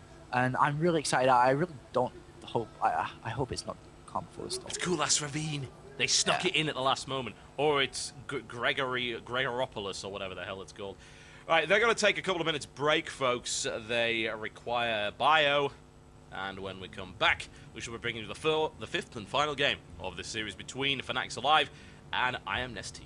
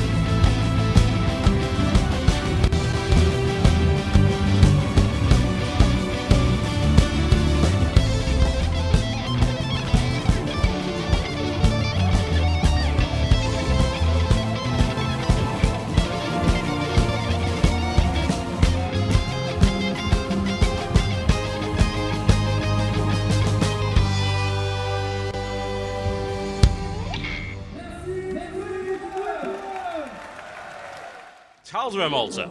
Interesting choice for the final match of this best of 5. Oh, there we go. What's up? I'm ready. I'm sorry, How are my you? bad. Tal'Darim Alter. Yeah! The last map, and well, this map, I suppose it will favor just a little bit over to Alive here. It is very difficult. As anybody knows, this map has been around for a very long time. It is difficult to grab a third base as Zerg, and more importantly, Terran players have just read, understandably, how to play this game, how to play this map. You contain your opponent down from their lower sides. And let's see how Alive's going to approach this. How is Nestea going to approach it? If anybody's going to beat Alive on this map and beat Terran, it's going to be Nestea. And we're in full-on cross position. This could go on for a while. Ladies and gentlemen, I bring you Fanatics Alive. He is in the red trunks and he is playing Terran to the northeast of Tal'Darim Alter versus his opponent. It is LG I am Nestea. He is in the blue trunks playing Zerg to the southwest. And cross positions here. Pretty good for both players, to be honest. Really good for both players, if I'm honest. I mean, every map should really be cross-spawn. You don't want to be next to each other. Yep. Imagine if, you know, for example, Alive was top left. Such an easy strategy, an easy plan to deploy. Get underneath your opponent's natural, control the Xel'Naga Tower. But when it's cross-position like this, it opens up the playing field and doesn't make it narrow-minded in terms of which tactics to use here. So very excited to see how this game will develop. Remember, this is the last map. This is 2-2 between these guys. The winner is third place finisher in the Ironsquid tournament. Yes, indeed, he is, and that's a lot of cash on the line for that particular pickup. Neither of them really happy to be here, but certainly wanting to try and make the best of it. And after this, of course, we'll be seeing the grand final best of 7 between Symbol and MMA, and God, I'm looking forward to that. That may very well be one of the best TvZ we have ever seen. Yeah, it's going to be a great series for sure. Especially, I want to see how Symbol's been doing after, you know, he 3-0'd Marine King Prime. Let's see how he can do against the speed, the elegance of MMA's playstyle. When we do have Nestea going for a hatchery first, of course, and we do have Alive skipping gas. Is going to go for a very regular 1 barracks expansion here, and pretty normal, I suppose. You can go reactor Hellion play, but this plays absolutely fine too. Yeah, nothing wrong with that. Alive, I think he's actually allergic to building barracks in his base. I think he'd come out in hives if he did it. Yeah, he hasn't done it very much. It's true. I don't know why it is. Maybe he just likes the extra space. Nobody really knows, but it's a little bit mind-gamey. It ceases to be mind-gamey, I think, when you do it every single game. It's like, aha, I see what you're doing there. You know, what would have been really nice is to actually see some proxy barracks cheese at this point, because Nestea would have seen that barracks like, oh, you're building it again. And actually, there's about 5 barracks in Nestea's base right now. Oh, that would be nuts. It would be wonderful. If he did that again. It hasn't worked out too well for him so far, so I wouldn't recommend it here. But, you know, it's a possibility. I mean, it's a mind game. You could say, well, Nestea, clearly he's going to be thinking logical here and say, well, Alive's not going to throw down 4 extra barracks, is he? And, you know, it could get thrown down, but we do have a refinery, so that's not going to be the case here. No, double refinery, in fact. Grabbed fairly rapidly. It'll be interesting to see if he actually played mech on this map. No, I don't think we're going to see mech here. It's so open, the center of the map, and especially cross-position, that you just get surrounded and killed so easy on. I think that what he's doing is just rushing up for a factory to get reactor Hellions out to keep the creep spread minimal. He doesn't want to just give creep spread away. And then, you know, Alive's strengths is not so much mech in this matchup, but, you know, the extraordinary speed of, you know, his drops all over the place, his attacks while Nestea is out of position here. But, you know, mech, I guess, is still a potential considering he's thrown down a 3rd command center here. He may opt to go for pretty damn early tanks to actually defend, but we'll see, we'll see. Tanks is pretty wonderful on this map, one way or the other. The possibility of sieging under the natural is always a threat to pretty much any player, and you've got this really wide open cliff face. Anything that comes in this direction is going to take a hell of a lot of damage trying to get up that ramp. Nothing necessarily wrong with that at all. Barracks has now been moved, which is awesome, and there is the reactor that you expected would be coming. Yeah, I mean, well, I guess he can, we'll see. I mean, because of this 3rd command center, the strategy plan, the branches that he could choose from have now altered. So, you know, mech could be an option here. So we'll see, we'll see. But we do have a macro hatch incredibly early by Nestea, incredibly early, even before taking extractors here. So his production, whether it be for economy or unit, is sick, or will be sick once you start hitting those larva injects down. And he also uses it for a wall too, which means he doesn't need to rush for defenses here and actually grabs all 4 gases at once here. This could be a multitude of different things, whether it be a straight up tech play, whether he just immediately throw down a Roach Warren and Bailey and go for a bust with these 3 hatcheries. So interested to see what Nestea's plan's going to be. Oh yeah, looking forward to this one. Starport coming down here as well for Alive. Does he try to maybe drop the Hellions, or does he simply use the Hellions to slow down the creep spread and then come in with something there from behind? That will be interesting to see one way or the other.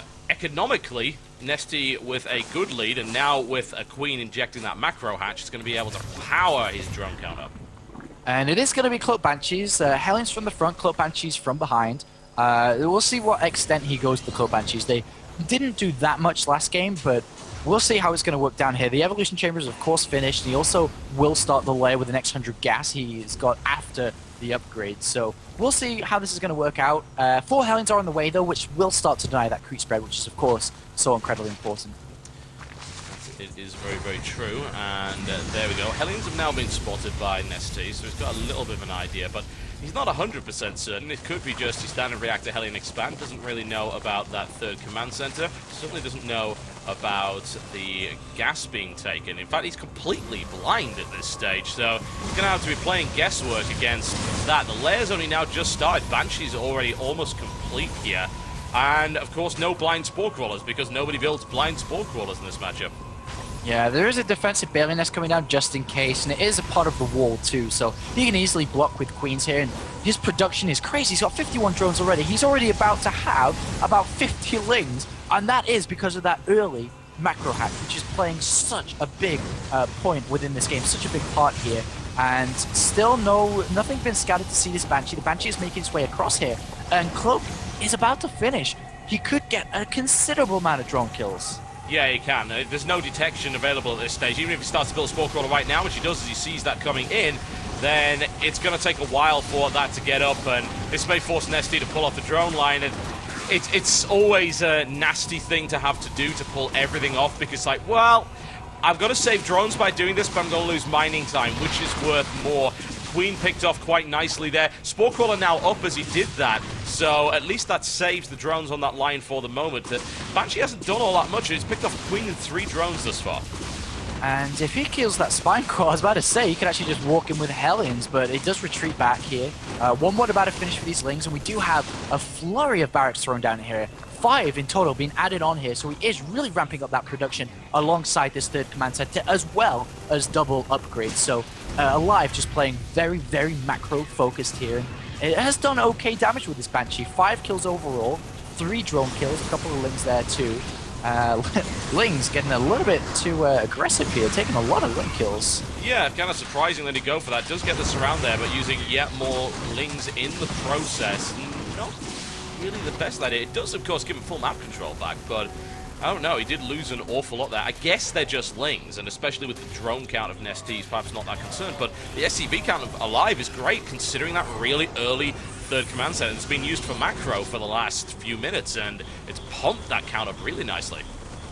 And we are going to have, because of the delayed factories, and actually these Marines are actually going to die. There's no combat shields or stim because of the Cloak Banshee. So, well, that's pretty good for Nestea, because he's building 40 more Lings. If he just builds Lings and keeps them around that 3rd base, first of all, the rocks didn't die because of Nestea's maneuver there. The 3rd base is delayed. Nestea is about to build 40 Lings in total to actually prevent that from going down again. So great delaying tactic here by Nestea as he gets his own 3rd hatchery up.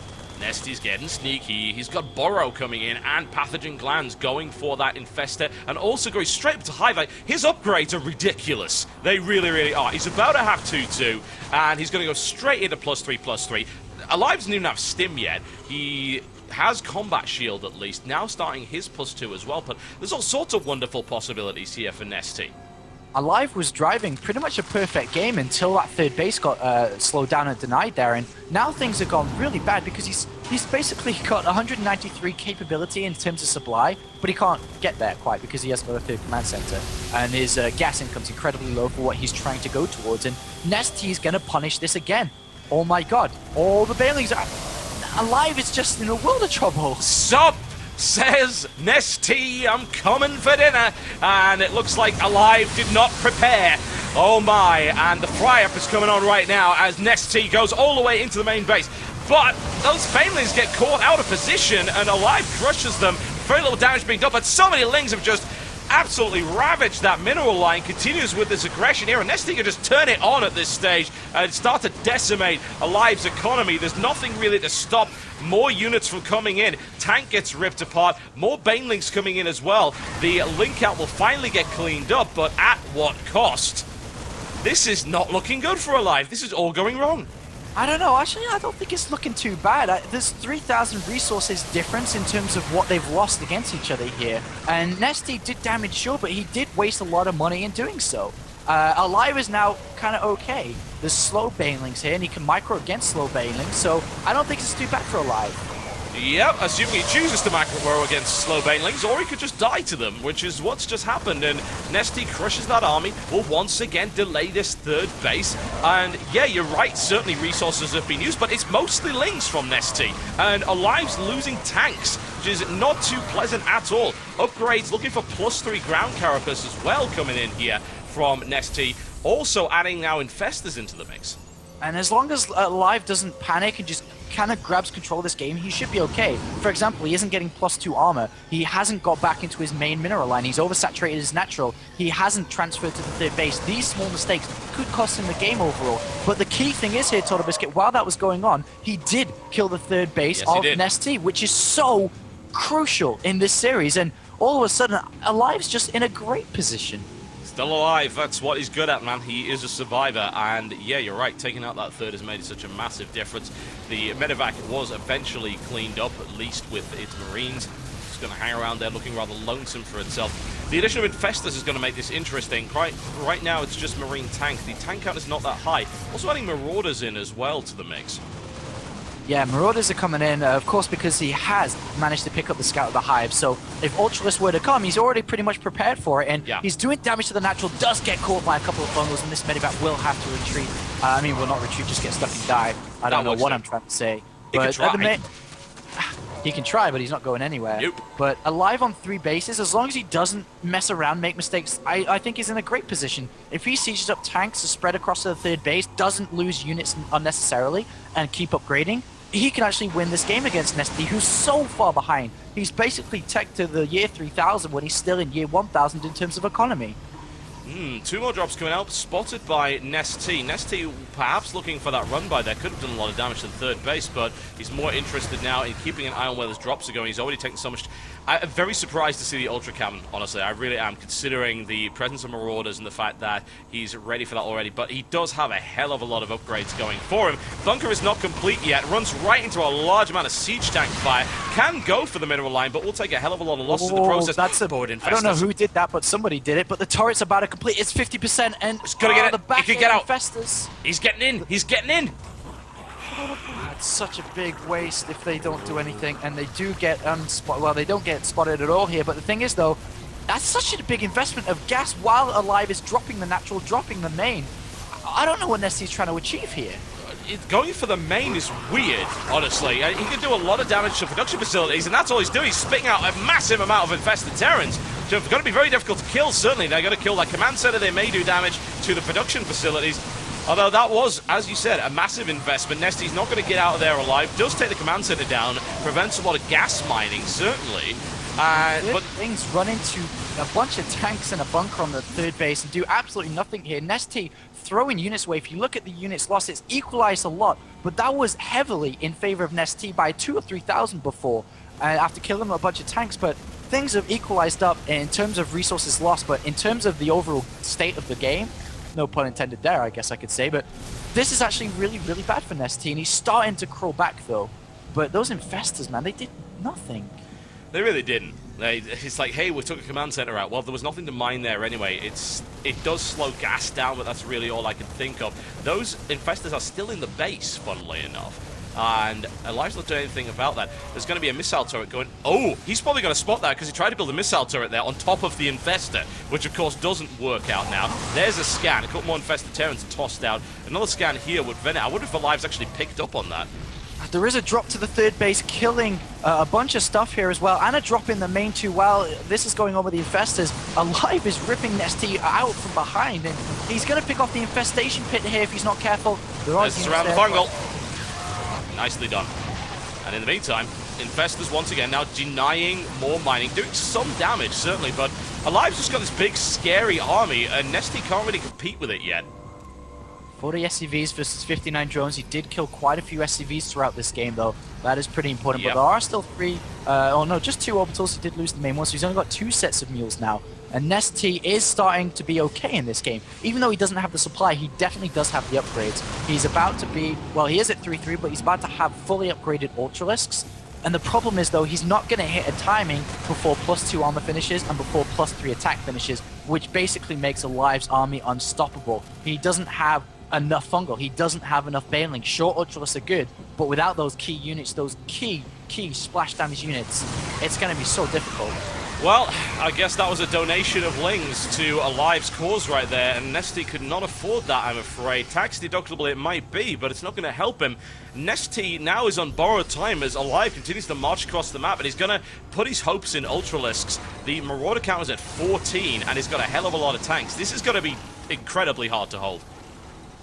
And look at this now. Alive is pushing through, and like you said, incredibly hard to hold. There are three Infestors, a bunch of fungal growths available, but this attack, siege tank support, this is so difficult. And there is still a potential of a drop inside the main base as well from the left-hand side here. This is nuts. It's grim. It really is. This 4th base is mining right now. Alive doesn't know about it, but he's probably going to figure it out sooner rather than later. Especially now he's seen Lings coming from that direction. He should figure that out immediately. And a single Ultralisk it just doesn't want to live anymore. No, this is it. This is it now. Nestea, 9 Banelings is kind of the last desperation move. He's using fungals to help against the drop inside the main. 1 Ultralisk immediately goes down. There are still 6 Ultralisks down at the bottom, though, with a bunch of fungal growth. As long as Alive stays spread out, he knows the army's there. He shouldn't really walk into this at all. And then he will be able to pick up that 3rd place victory. Yeah, the thing is that Nestea's economy is rolling really nicely. If Alive is too slow, and if Alive takes a bad engagement, Nestea is right back in this game. And the longer this takes, the better it's going to be for Nestea. This is very tense right now. Nestea is just trying to build up the army to crush this. If he can crush this, he's still in it, but the tanks are so spread. They don't have any upgrades to keep in mind, but the Marina Marauders are at 3-2, and there are enough medivacks here to repair for a long time. And as long as he target fires down the Infestors with the tanks, then he's in good position. Nestea he's gonna go! This actually is not bad for Nestea. He's got a good angle here with the Marines at the front of Fungal. Very nicely done there. A second Fungal goes in. Can Nestea break it? Nestea breaking his way through right now, smashing the contain. Oh, Alive was not in the same defensive position he needed to be in. Oh my god. He picks up everything and is trying to go back, but does he go back? He's suddenly back in it. The assault. Nestea is back in it. The superior economy. I told you he just had to wait long enough, and now Nestea has the supply advantage. Nestea is barreling across the map with as many Ultralisks as he can get his hands on. Alive desperately trying to set up a new defensive position, but there's Ultras in his natural already. A never-ending train of pain coming into Alive's base, and this is the comeback that we expected to see from such a veteran player like Nestea. He goes in for it. A last-ditch attempt right here from Alive to defend against this, and he is trying so very hard to do that, but there are so many units now streaming all over everything that Alive's got, and this was the turnaround. Such a patient play by Nestea. Alive throwing it away now as Nestea guts his mate. And Alive takes the option to drop the 3rd and 4th base of Nestea, hoping he could hold on, but he will not hold on to this game. Nestea sets up a perfect engagement, a perfect flank, and a brilliant engagement now. And once the barracks go, GG! There you go, that's it! Done! Nestea with an incredible comeback, and Alive shut down and ends in 4th place in the Ironsquid tournament.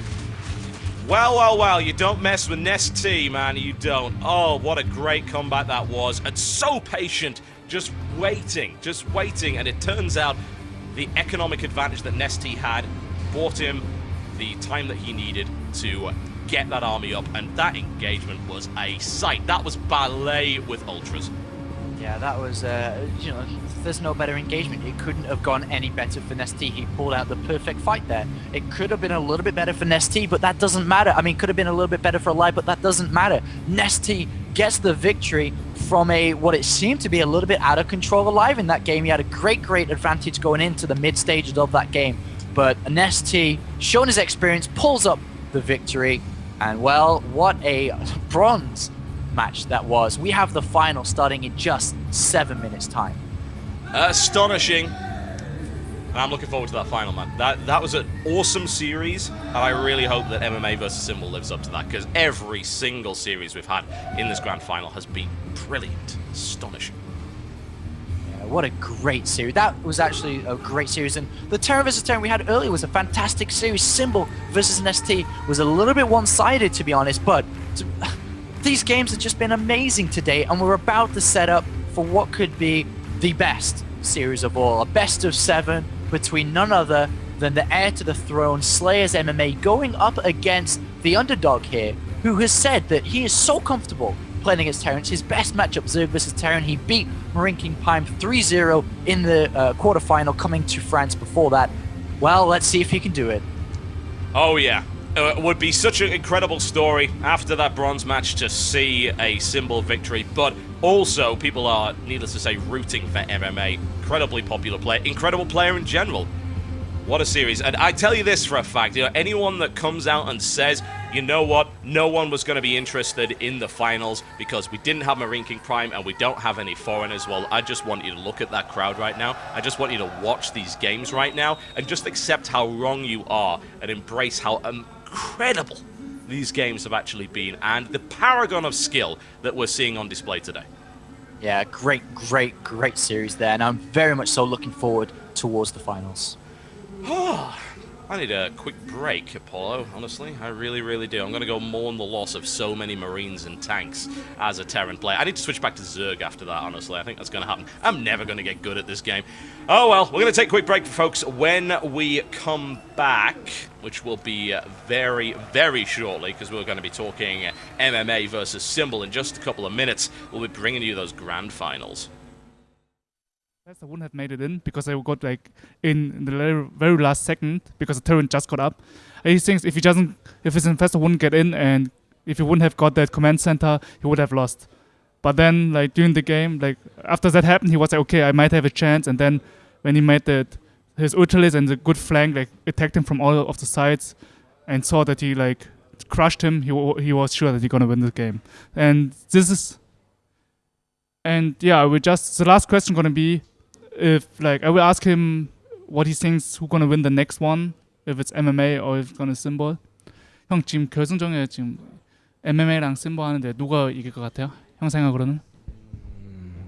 성원이가 아무래도 저그전을 엄청 잘하기 때문에 한 4대2 정도로 이기지 않을까. Well, MMA's opinion about who's gonna win the final of the Ironsquid is he thinks that MMA gonna take it because his TvZ is like outstanding and it's like one of the best matchups and like one of the best Terrans. So he thinks he's gonna win around like 4-2. Like that's his opinion. And that was the last question for today. And have fun with the last game with the final with MMA versus Symbol.